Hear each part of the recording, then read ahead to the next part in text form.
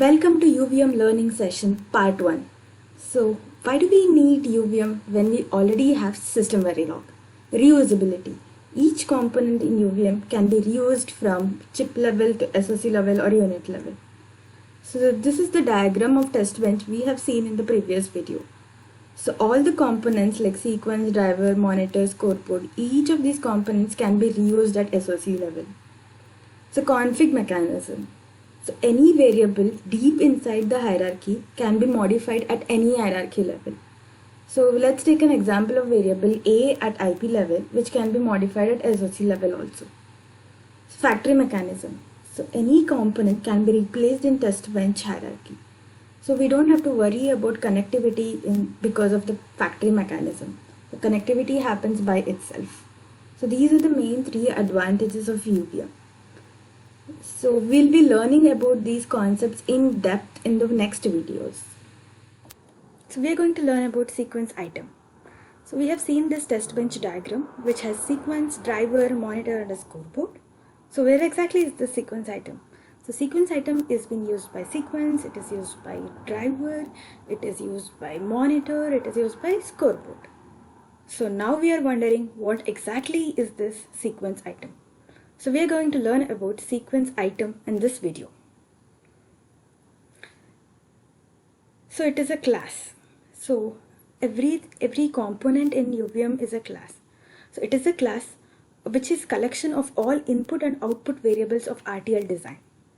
So the variables which are given as an input to the RTL and received as an output from the RTL, they are all collected in this class.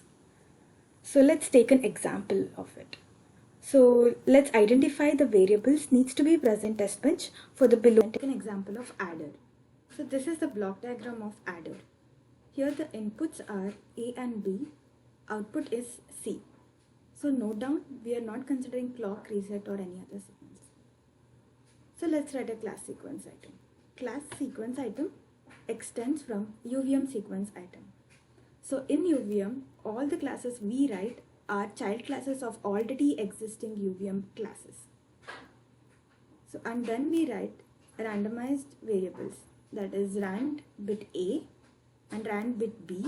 Those are the inputs for the DUT, and bit C, that is the output from the RTL. So what is this UVM sequence item which is already existing in UVM? So this is the hierarchy of already existing classes in UVM.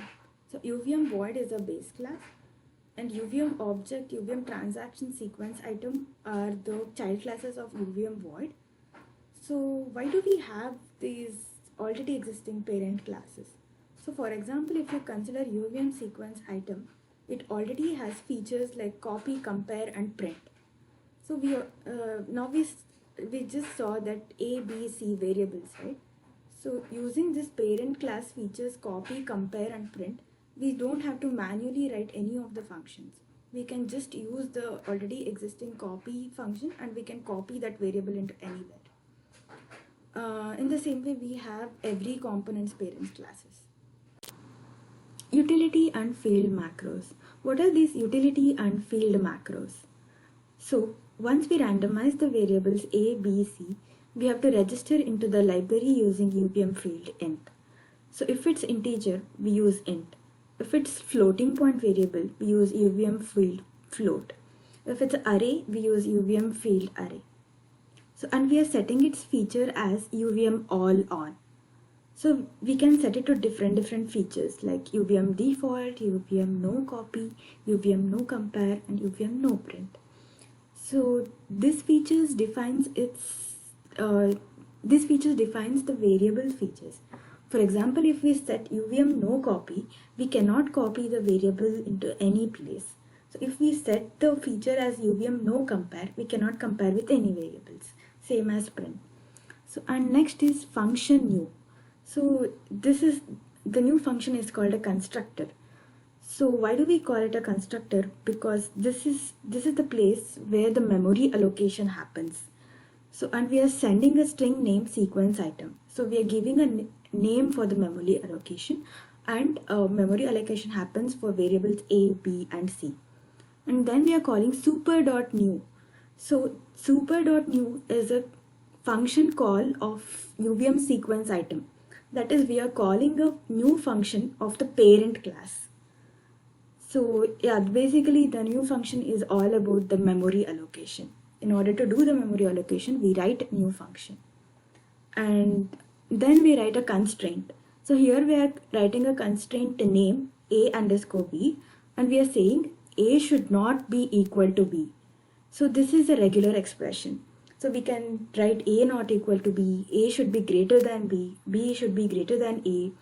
So we can give constraints here and end class. Thank you. Thank you for watching the video. Please subscribe if you would like to learn more about each component.